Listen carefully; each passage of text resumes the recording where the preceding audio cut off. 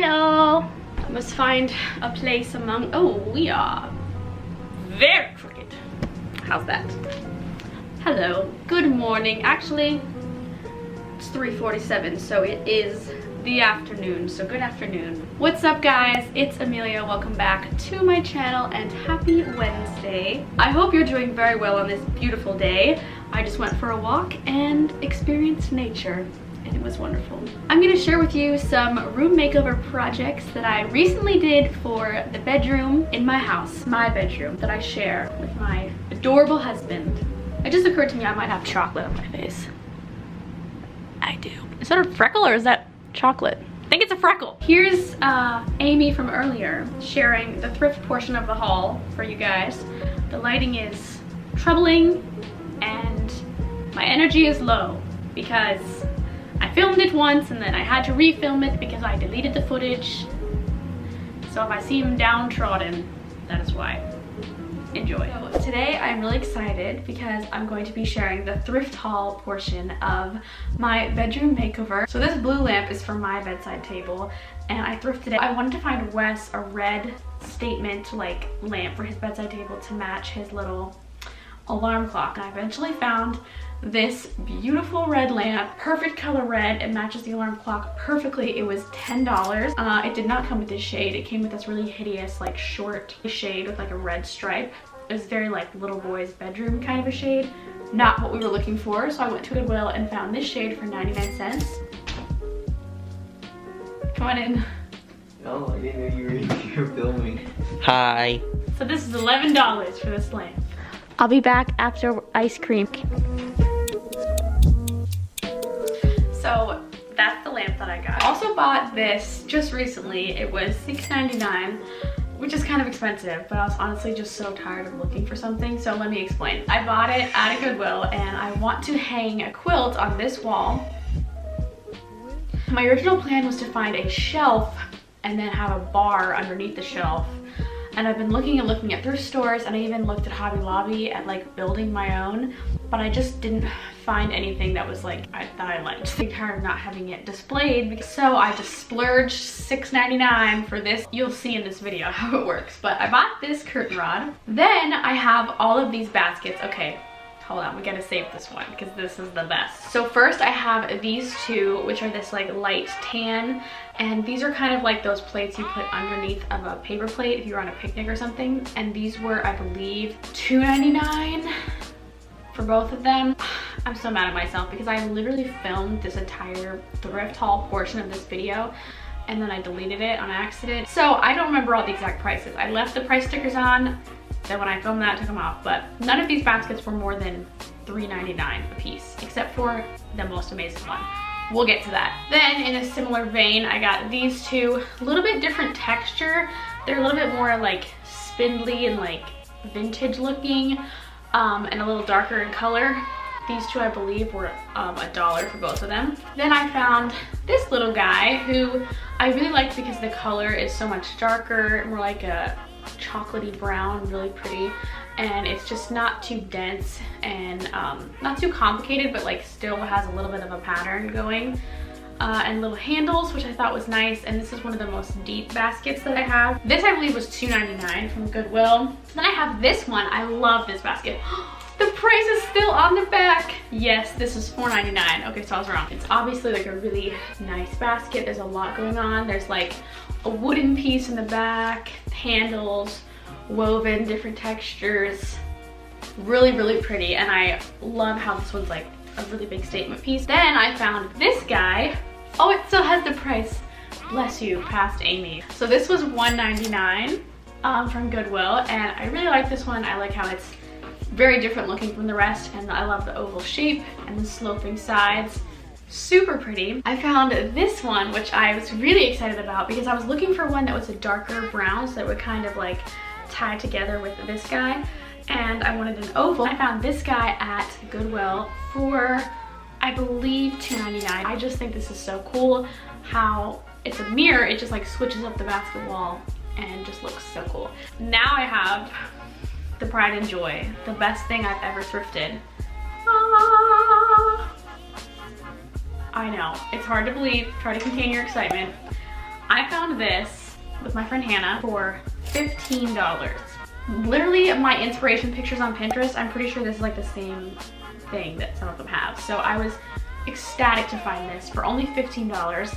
And I love the little X detail in the middle. You can hang it like this, or you can hang it more like this. I love it so much, and I'm very excited to have this in pretty much every single house I ever live in because it's so beautiful. And we're back from thrifting. So let's talk about the projects, the DIYs that went into this room. The curtain rod DIY, it's not like a huge DIY, but I did spray paint the curtain rod black, and then I screwed in some brackets to the wall that I bought from Lowe's. They were each like $6.49 in the curtain section, and I pounded a pretty big nail into the wall where I wanted the screw to go first, and then screwed it in because I don't own a powered drill. This made it a lot easier to screw them in. I made sure it was level, and then I hung the quilt up, and I used a pillowcase where the curtain rod touched the quilt to make sure that it wouldn't rub off and that it would be protected. So I kind of did a 3 tricky fold thing so that it is the right length, but as you see, I made sure the pillowcase is on the bar so that the quilt is not actually touching the bar, because A, I spray painted the bar black and I don't want any chance of any paint rubbing off, and I just don't want anything like making the quilt faded or more worn in one area. And I will be refolding this frequently to make sure it's not hanging on the same place for more than weeks at a time, and I'll probably put it on the bed every once in a while. What do you think, Mr. Darcy? You must allow me to tell you how ardently I admire and love you. He approves. Yeah, I love it so much. I'm so happy. The twine DIY. A lot of hot glue burns. A lot of strange things that I said. There was this incident. I'm out of twine, so I'm just gonna do a little knotty knot and keep going. Knotty knot. That is not what I meant to say. Oh no. It is a knotty knot. Okay. So I did this once before on my channel. I did this lamp that you can see a tiny corner of, and the other lamp in our bedroom, where I just wrapped twine that I bought at Walmart. I used 3-ply and 2-ply because I went to Walmart and I grabbed 2 twines and I paid for them, and I came home and I put them on the ground. And I said, those are 2 different sizes of twine. I didn't realize that while I was buying it. It actually turned out for the better though, because I used the thin twine to do the triangle shaped detail thing. And then I used thicker twine to fill in the little corner sections, and I think it worked out perfectly. So I don't know what I'm doing, obviously, since I'm not even checking the plies of twine before I buy them. But anyway, for this DIY, basically what you do is you get a hot glue gun, you get a lampshade, and you get twine, and you get ready to burn your fingers off, because there's a lot of hot glue gun burning that happens when you're gluing twine to a lampshade. We're having a slight problem. My glue gun is not getting hot. What is happening? Okay, false alarm. I plugged it into a different outlet, and now it is working. So it was the outlet, not my precious gun. So we can move on.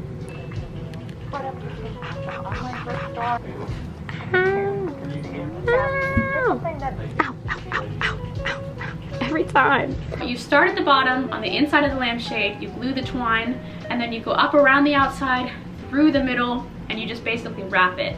And I did a pattern because of the way the lamp is shaped. If you just go up and down, it doesn't go straight up and down because it's sloped, and there's different shapes, and this lampshade was a very specifically interesting odd shape. Planned it out that I would have the triangle woven detail on each larger side, and then on the little corners I would just fill it in. After I created like little side pieces, so I basically used the twine to fill up each side, kind of creating an upside down V. Then I began the detail where you go up on the outside, down through the middle, and then you go down to the bottom on the other side. So you're basically alternating.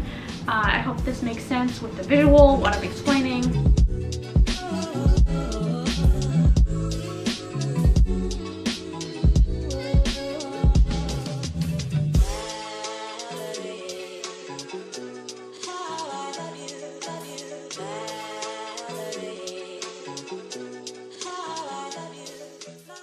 The most important thing is to keep gluing after every couple wraps, just to make sure the tension stays and the twine stays. And the most important thing is to make sure you let the hot glue dry. I am very impatient when it comes to using hot glue. I don't like to let it dry. That's where the burning comes in. I like to touch it to see if it's dry. It never is, and then you're burned. But let your hot glue dry completely, you know, just take a minute and then keep going so that it doesn't like rip out and that you don't burn yourself. After I finished all 4 of the larger sides with the triangle, I went back in with the thicker twine and I did the other corners, the smaller sides. I did one corner and it looks pretty great. It looks like there's a ton of hot glue right here because there is, and showing up on camera really strongly, but in person it honestly does not look that bad. Just to disclaim that. Okay, so the way this works is I started using the thicker twine that I accidentally bought. I'm starting on the sides and I'm just kind of going up under the corner because I wish I'd done some of this before I'd done the wrapping. So I'm just kind of gluing a bit of the twine up under and then bringing it down and then fastening it with hot glue up high enough so that if the lamp is like this, it looks like it's covered, as you can see with this side. Because I think it looks better to have it all be twined down here. And then after I do about this much on this side underneath and this much, then I started filling it in, just layering it and like gluing it like here and here, just like very subtly underneath. So what you have to do is like put a spot of hot glue, put the piece of twine and let it dry for like an entire minute, and then you can bring it down and it's not gonna move from right there. And then after I finished that, I went back to here and here and I added about 2 or 3 more of the thin twine strands, the 2-ply, doing the pattern to kind of make it look like more intentionally overlapping until they touched and overlapped a few times so that it looks more intentional.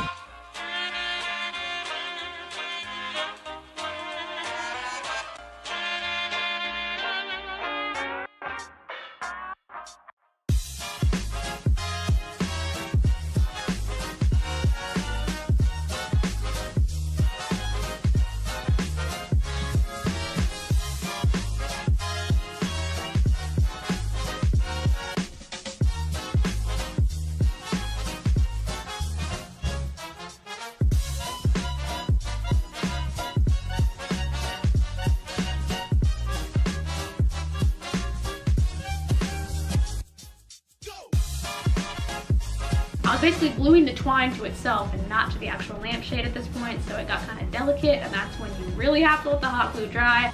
Honestly, it worked out really well, and I'm really happy with how it turned out. Final step was to take my leftover 2-ply twine and do a couple more wraps on the V section to make sure that they overlapped at the top and made it look really finished and done. Cover up all the loose ends of the twine. That's how I made the lampshade. I think it looks really cute.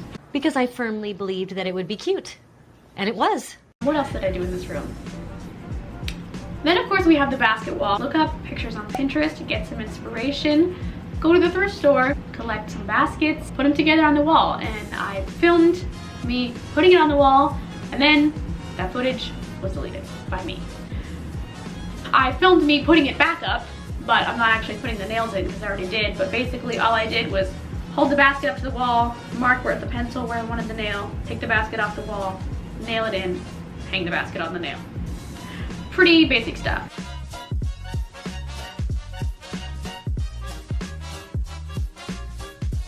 Love how that turned out. And then my last DIY is the jewelry box that I painted lavender. I love how this turned out. I think it is so pretty just to have that pop of lavender, which is purple's my favorite color, so it's everywhere in my house. The footage was deleted. I keep saying that, but it's very upsetting to me. So I'm just gonna tell you what happened. This is what I did. I bought the jewelry box for $8.99 at Goodwill. I brought it home, took it apart, took all the hardware off, painted it white for a base coat, then painted it purple, and I used about 3 coats of lavender paint to get it the right opacity that I wanted. Let it dry overnight.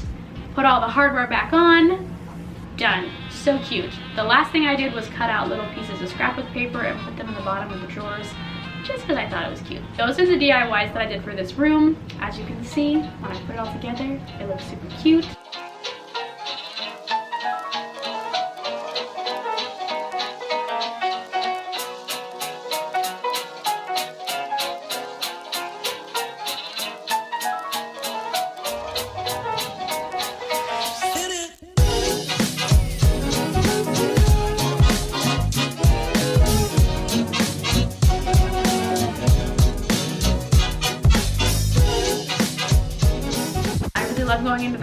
room. It's very pretty. It makes me very happy to see my grandma's quilt on the wall and the basket wall and my little jewelry box that I painted. It's great. I love it. That's the story of how I made my room cuter. Wes likes it, so it's a win. Excuse me, squeaky car. If you could squeak away, please. That would be great. I hope you have a great rest of your day. I will see you next Wednesday for another video. And that is all I have. That's all I have. Bye.